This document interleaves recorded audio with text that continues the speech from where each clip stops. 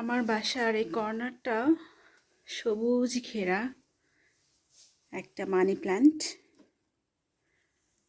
কিন্তু মানি প্ল্যান্টের এইখানে কয়েকটা পাতা কয়েকদিন আগে হলুদ হলুদ ছিল, এখন বেশ হলুদাভ হয়ে গিয়েছে।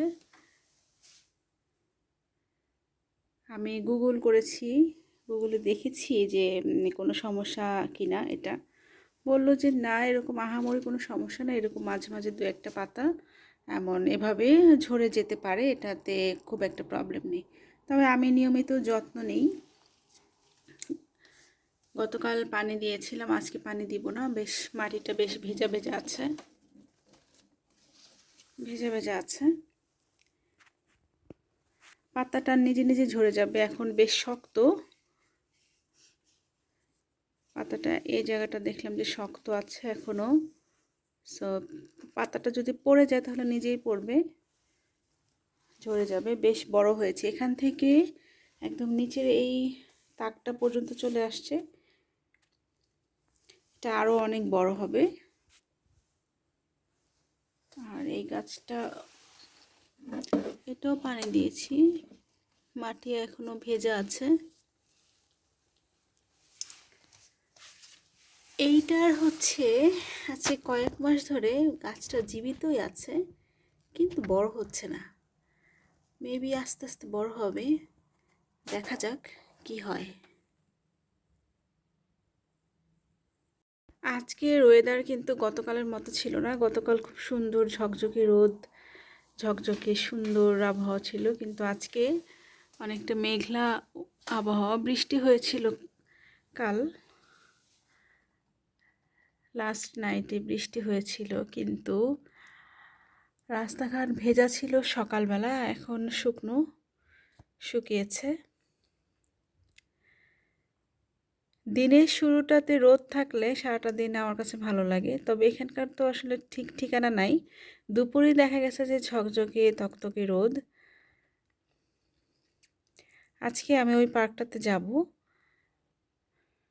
পার্কটাতে গিয়ে হাঁসগুলোকে দেখে আসবো। এখানে কাঠবিড়ালি আছে, আমার দেখতে ভালো লাগে।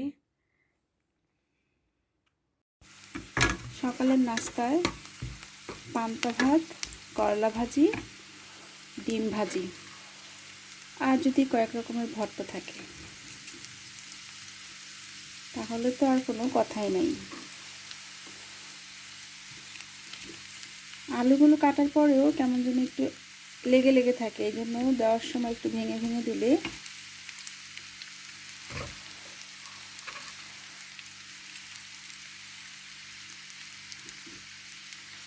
সুবিধা হয়।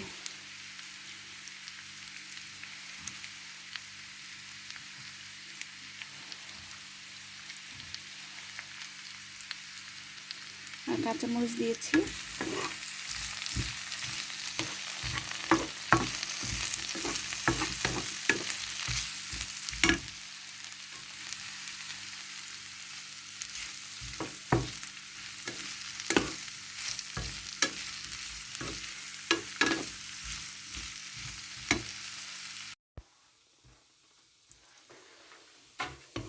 করলা ভাজি হয়ে গিয়েছে, একদম মচমচে হয়েছে।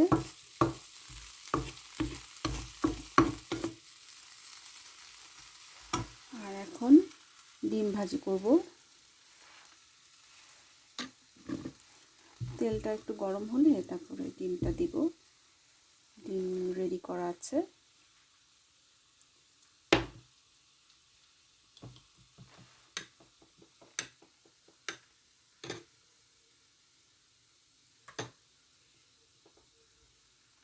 বিসমিল্লাহ। তেল গরম হয় নাই তেমন।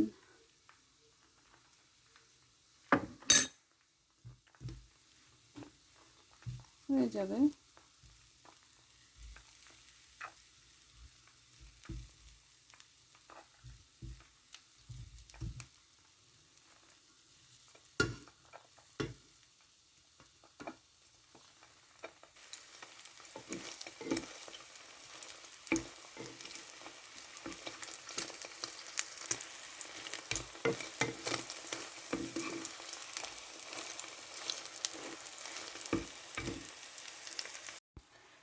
আর হচ্ছে শার্প কয়েকটা শুকনো মরিচ ভেজে নিচ্ছি। পান্তা ভাতের সাথে শুকনো মরিচ ভাজা ভালো লাগে, শুকনো মরিচ ছাড়া কেমন জানি জমে না। মরিচ ভাজতে গেলে একটু সাবধানে ভাজতে হয়, কারণ মরিচটা ছিটে চোখে মুখে পড়তে পারে। এই মাত্র একটা মরিচ ছিটেছে, কারণে আমি একটু সরে গিয়েছি। সব কিছুই রেডি। এখানে আছে পেঁয়াজ, শুকনো মরিচ, কাঁচা মরিচ, ডিম ভাজা, করলা ভাজি। পান্তা ভাতের জন্য সব কিছু রেডি।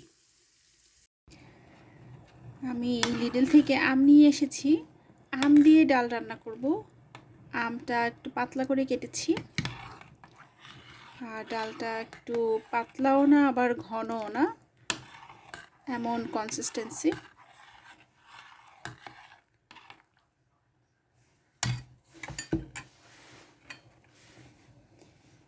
আস্ত কাঁচামরিচ দিয়ে দিব।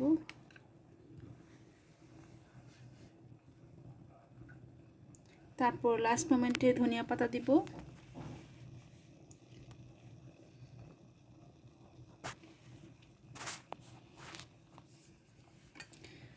আমাদের বাসায় আম গাছ ছিল, তো যখনই আমরা আম ডাল খেতে ইচ্ছে করতাম বা মনে হয়েছে আজকে ডাল রান্না করবো আম ডাল, তখনই গাছ থেকে আম পেড়ে ডাল রান্না করতাম এবং ছোট আমগুলোর খলি দিতাম, আমের খলি দিয়ে বয়ম ভর্তি করে আম্মা রেখে দিত। আর হচ্ছে মিষ্টি আমের আচার, টক আমের আচার তো থাকতোই, বয়ম ভর্তি করে থাকতো। আর এখন একটা আম কিনে খেতে হয় কখনো 2 ইউরো, কখনো 3 ইউরো, কখনো অফার থাকলে 1 ইউরো। তাও সে আমের, সেই বাংলাদেশের আমের তো টেস্ট নাই, আমের কোনো ফ্লেভারও নাই। তারপরেও আম ডাল আমরা করি, এখানে যা পাওয়া যায় সেটা নিয়েই সন্তুষ্ট। এখন কি করব, কিছু তো আসলে করা যাবে না। আর একটু হবে, আমি ঢেকে দিব, 10 মিনিট পরে বাগার দিব রসুন এবং পেঁয়াজ দিয়ে, তারপর ধনিয়া পাতা দিয়ে দিব।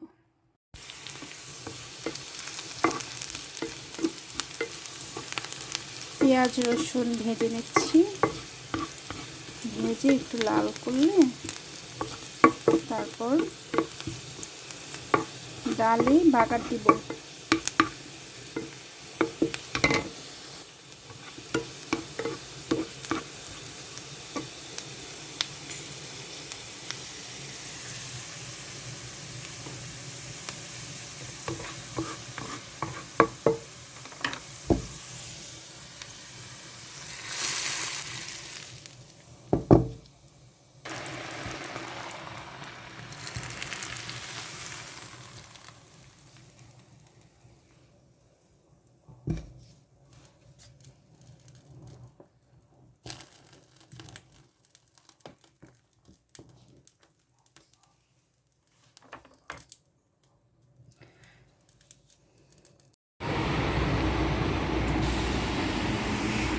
এটা একটা কার্গো, যারা বাসা বাড়ি চেঞ্জ করে বা অফিসের বিভিন্ন কাজে এই কার্গোর মধ্যে অনেক ফার্নিচার বা জরুরি প্রয়োজনীয় জিনিসপত্র নিয়ে যায়।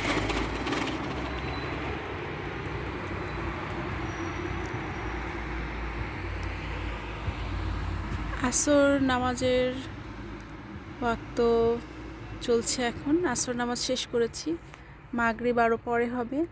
আস্তে আস্তে নামাজের টাইমটা বাড়ছে, কয়েকদিন পরে এশার নামাজ হবে 11টায়, 11টারও পরে, ঘুমোতে ঘুমোতে 12টার পরে। এই হলো অবস্থা, ঋতু পরিবর্তন।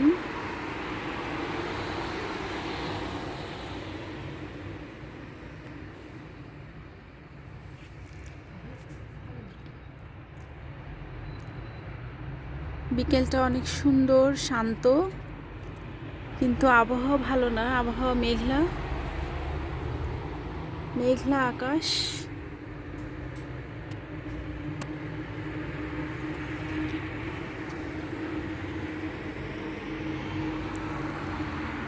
আজকে তো ছুটির দিন, আজকে রোববার।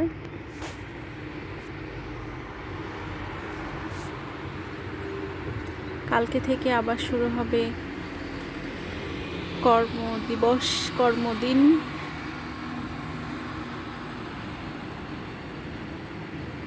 শরীফ যেহেতু বাসায় হোম অফিস করে, তা আমার কাছে উইকেন্ড বলে আসলে কিছু মনে হয় না। মনে হয় যে 7 দিনই উইকেন্ডের মতোই লাগে। মাঝে মাঝে ও অফিসে যায়।